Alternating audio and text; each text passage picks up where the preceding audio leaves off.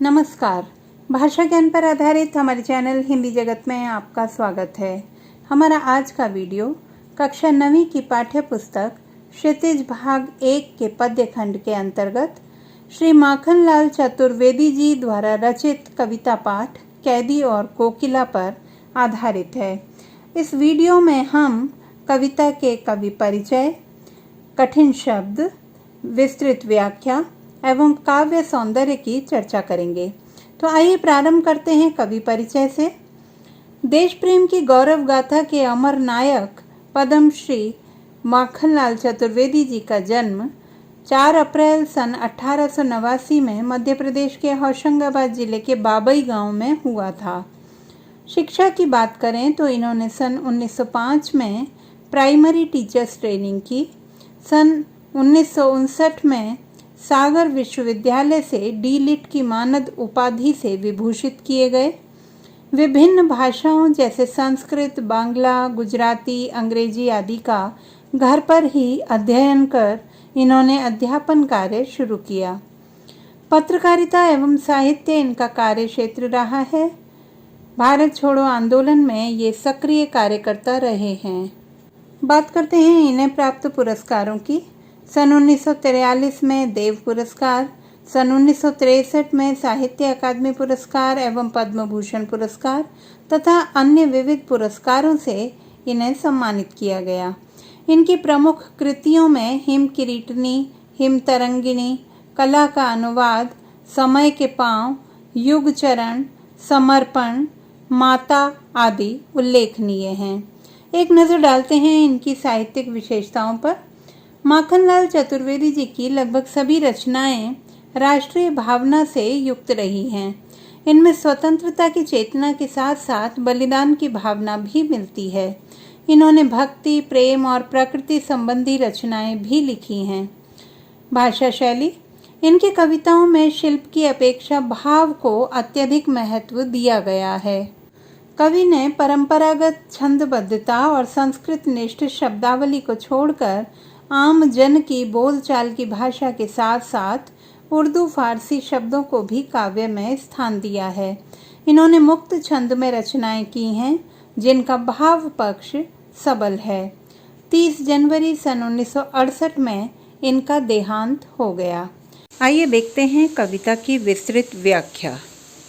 क्या गाती हो, क्यों रह जाती हो, कोकिल बोलो तो। क्या लाती हो, संदेशा किसका है, कोकिल बोलो तो। ऊंची काली दीवारों के घेरे में, डाकू चोरों बटमारों के डेरे में, जीने को देते नहीं पेट भर खाना, मरने भी देते नहीं तड़प रह जाना। जीवन पर अब दिन रात कड़ा पहरा है, शासन है या तम का प्रभाव गहरा है। हिमकर निराश कर चला रात भी काली, इस समय कालिमा मई जगी क्यों आली।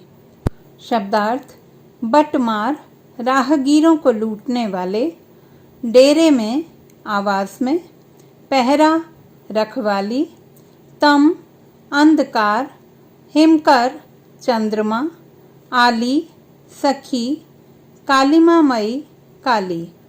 प्रसंग: प्रस्तुत पंक्तियां माखनलाल चतुर्वेदी जी द्वारा रचित कविता कैदी और कोकिला से उद्घृत हैं।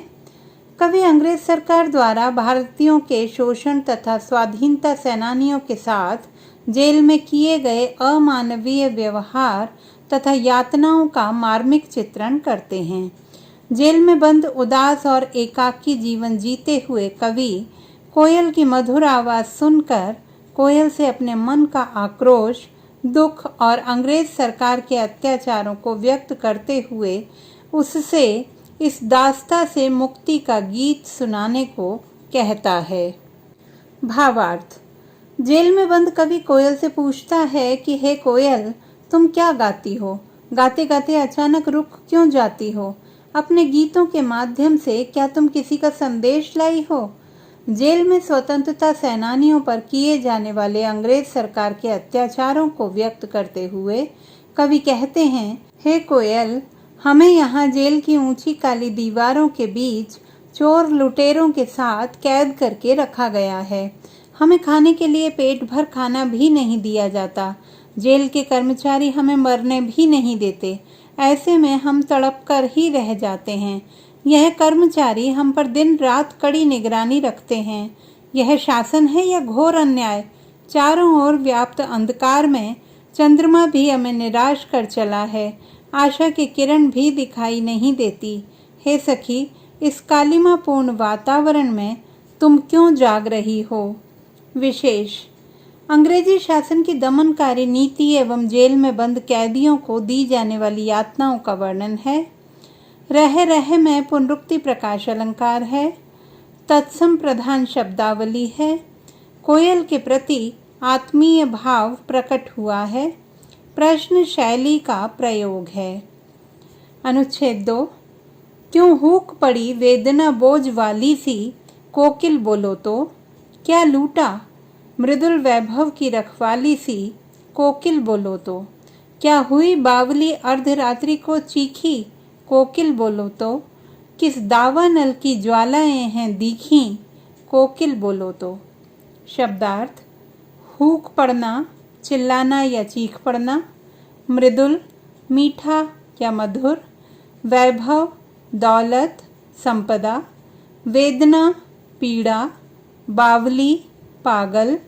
ज्वालाएं, आग की लपटें। दावानल, जंगल में अपने आप लगने वाली आग। प्रसंग प्रथम अनुच्छेद के अनुसार। भावार्थ: कारागृह में कैद कवि कोयल के वेदनापूर्ण स्वर सुनकर पूछते हैं, हे कोयल, तुम इस तरह व्यथित स्वरों में क्यों चीख रही हो? निश्चित ही पराधीन भारतवासियों की पीड़ा तुम्हारे लिए असहनीय है। तुमने क्या लूटते हुए देखा है? धरा पर यत्र तत्र फैली हरियाली पर विचरण करती तुम अपने मधुर स्वर बिखेरते हुए उसकी रखवाली सी करती फिरती हो। हे कोयल, बताओ, तुम आधी रात को पागलों की तरह क्यों चीख रही हो? क्या तुमने जंगल में फैलती आग की भांति क्रांति की ज्वाला को भड़कते देख लिया है, जो इस तरह चीख पड़ी हो? हे कोयल, कुछ तो बतलाओ। विशेष वेदना बोझ वाली सी के माध्यम से पराधीन भारतवासियों के मन में निहित वेदना की ओर संकेत किया गया है। मृदुल वैभव की रखवाली सी में उपमा अलंकार का प्रयोग है। तत्सम प्रधान शब्दावली है। प्रश्न शैली का प्रयोग है। अनुच्छेद 3। क्या देख न सकती जंजीरों का गहना? हथकड़ियाँ क्यों, यह ब्रिटिश राज का गहना। कोल्हू का चर्रक चूं जीवन की तान, गिट्टी पर उंगलियों ने लिखे गान। हूँ मोट खींचता लगा पेट पर जुआ, खाली करता हूँ ब्रिटिश अकड़ का कुआं। दिन में करुणा क्यों जगे रुलाने वाली, इसलिए रात में गजब ढा रही आली। इस शांत समय में अंधकार को बेध रो रही क्यों हो, कोकिल बोलो तो। चुपचाप मधुर विद्रोह बीज इस भांति बो रही क्यों हो, कोकिल बोलो तो। शब्दार्थ: चर्रक चूं, कोल्हू चलने से उत्पन्न ध्वनि। गिट्टी, पत्थर के छोटे टुकड़े। मोट, चमड़े का बड़ा थैला। बेधना, चीरना। ब्रिटिश अकड़ का कुआं, अंग्रेजों का अहंकार। गजब ढाना, आश्चर्यजनक कार्य करना। विद्रोह बीज, विद्रोह रूपी बीज। प्रसंग प्रथम अनुच्छेद के अनुसार। भावार्थ: कोयल की असमय चीख सुनकर कवि को लगता है कि कोयल स्वतंत्रता सेनानियों के हाथों में हथकड़ियों को नहीं देख पा रही है। अतः वह कोयल से पूछते हैं कि क्या तुम हमें इन जंजीरों के गहनों में बंधा नहीं देख पा रही हो? परंतु हमारे लिए यह हथकड़ियां नहीं, बल्कि अंग्रेजी सरकार द्वारा दिए गए गहने हैं। कोल्हू पर काम करते हुए गूंजने वाली चर्रकचू की ध्वनि ही हमारे जीवन की लय बन गई है। यहाँ गिट्टियों को तोड़ते हुए हमने मानो उन पर जीवन के गीत लिख दिए हैं। पेट पर जुआ रखकर मोट से पानी खींचते हुए हम निरंतर अंग्रेज सरकार की अकड़ के कुएं को ही खाली कर रहे हैं। दिन में हमारे भीतर कष्टों को झेलने के विषय में सोचने पर करुणा जागृत न हो जाए, संभवतः इसीलिए तुम रात में व्यथा के इस अमानवीय संदेश को सुना रही हो। रात के सन्नाटे में अंधकार को चीरते हुए तुम इस तरह क्यों रो रही हो? हे कोयल, बतलाओ, तुम अपने मधुर गीत से देशवासियों में अंग्रेजों के प्रति विद्रोह की भावना पैदा क्यों कर रही हो? विशेष कवि ने अंग्रेजी शासन में स्वतंत्रता सेनानियों पर किए जाने वाले अत्याचारों का वर्णन किया है। जंजीरों का गहना ब्रिटिश अकड़ का कुआं में रूपक अलंकार है। चर्रकचू ध्वन्यात्मक शब्द है। गजब ढाना मुहावरे का प्रयोग हुआ है। मधुर विद्रोह बीज में रूपक अलंकार है। सरल सहज स्वाभाविक भाषा है। अनुच्छेद 4।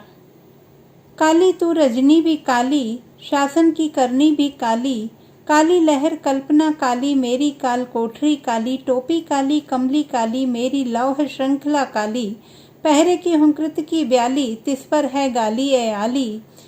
इस काले संकट सागर पर मरने को मदमाती, कोकिल बोलो तो अपने चमकीले गीतों को क्यों कर हो तैराती, कोकिल बोलो तो। शब्दार्थ: रजनी रात्रि या रात, करनी करतूतें, लौह श्रृंखला बेड़ियां, काल कोठरी अपराधियों को रखने हेतु अंधकारपूर्ण कक्ष, हुंकृति हुंकार, ब्याली सर्पिणी, मदमाती मदमस्त। प्रसंग प्रथम अनुच्छेद के अनुसार। भावार्थ: कवि सर्वत्र फैले अत्याचार अनाचार को कालिमा की संज्ञा देते हुए कोयल से कहते हैं कि रात काली है, तू भी काली है, इस शासन की करतूतें भी काली हैं। देश में अंग्रेजों के प्रति उठने वाली लहर एवं कल्पना अर्थात विचारधारा भी काली है। मेरी कोठरी काली है और मेरी टोपी एवं कंबल भी काले हैं। मेरी लोहे की जंजीरें भी मैल की अधिकता से काली हैं, अर्थात पूरा परिवेश ही कालिमा से युक्त अमानवीय है। पहरेदारों के तीव्र स्वर सर्पिणी की फुफकार के समान हैं। इतने अन्यायपूर्ण व्यवहार के बाद भी वह कैदियों को गाली देते हैं। हे कोयल, पराधीनता के इस संकट रूपी सागर में तुम मरने को आतुर क्यों दिखाई देती हो? इन विपरीत परिस्थितियों में भी तुम आज़ादी की भावना जगाने वाले इन चमकीले गीतों को कैसे गा लेती हो? हे कोयल, बतलाओ। विशेष काली शब्द की पुनरावृत्ति से वातावरण की भयावहता में वृद्धि हुई है। मेरी काल कोठरी काली में क वर्ण की आवृत्ति से अनुप्रास अलंकार है। संकट सागर में रूपक अलंकार का प्रयोग है। अनुच्छेद 5। तुझे मिली हरियाली डाली, मुझे नसीब कोठरी काली, तेरा नभ भर में संचार, मेरा 10 फुट का संसार, तेरे गीत कहावें वाह, रोना भी है मुझे गुनाह, देख विषमता तेरी मेरी, बजा रही तिस पर रणभेरी। इस हुंकृति पर अपनी कृति से और कहो क्या कर दूं, कोकिल बोलो तो मोहन के वृत्त पर प्राणों का आसव किस में भर दूं, कोकिल बोलो तो। शब्दार्थ: नसीब किस्मत, संचार भ्रमण, गुनाह अपराध, रणभेरी युद्ध में बजाया जाने वाला बाजा, मोहन मोहनदास करमचंद गांधी, विषमता अंतर, कृति रचना, आसव रस। प्रसंग प्रथम अनुच्छेद के अनुसार। भावार्थ: कवि अपनी और कोयल की परिस्थितियों की तुलना करते हुए कहते हैं कि तुझे रहने के लिए पेड़ों की हरी भरी डालियां मिली हैं और मेरी किस्मत में जेल की काली कोठरी है। तू स्वच्छंदता पूर्वक खुले आसमान में उड़ती फिरती है, जबकि मेरा जीवन 10 फीट की कोठरी में सिमट कर रह गया है। तुम्हारे गीतों को सुनकर लोग वाह वाह करते हैं, परंतु मेरा रुदन भी अपराध माना जाता है। हे कोयल, मेरी विवशता को जानते हुए भी तुम मुझे अपनी स्वर रूपी रणभेरी सुना सुना कर मुक्ति के संग्राम हेतु प्रेरित कर रही हो। तुम्हारी इस हुंकार के बदले तुम ही बताओ, मैं अपनी रचना के माध्यम से और क्या कर दूं? हे कोयल, बतलाओ। गांधी जी के संकल्प को पूरा करने के लिए स्वतंत्रता के व्रत की रक्षा हेतु अपने प्राणों के रस का आसव किसके प्राणों में भर दूं? विशेष कवि ने स्वयं का और कोयल का तुलनात्मक रूप प्रस्तुत किया है। कहो क्या कर में क वर्ण की आवृत्ति से अनुप्रास अलंकार है। मोहन शब्द महात्मा गांधी के लिए प्रयुक्त हुआ है। प्रश्न शैली का प्रयोग है, सरल सहज स्वाभाविक भाषा है। बच्चों, आशा करती हूँ कि यह वीडियो पाठ को विस्तार से समझने में सहायक सिद्ध होगा। पाठ के विस्तृत अध्ययन हेतु पाठ्य पुस्तक के प्रश्नोत्तर एवं अन्य महत्वपूर्ण प्रश्नों पर आधारित हमारा वीडियो देखना ना भूलें। साथ ही सूक्ष्म अध्ययन हेतु बहुवैकल्पिक प्रश्नों पर आधारित हमारा वीडियो अवश्य देखें। यह न केवल ऑनलाइन परीक्षा हेतु उपयोगी होगा, बल्कि पाठ के गहन अध्ययन में भी सहायक सिद्ध होगा। भाषा संबंधी किसी भी समस्या के समाधान हेतु बने रहिए। सुनीता भटनागर हिंदी जगत के साथ। आपका दिन शुभ हो।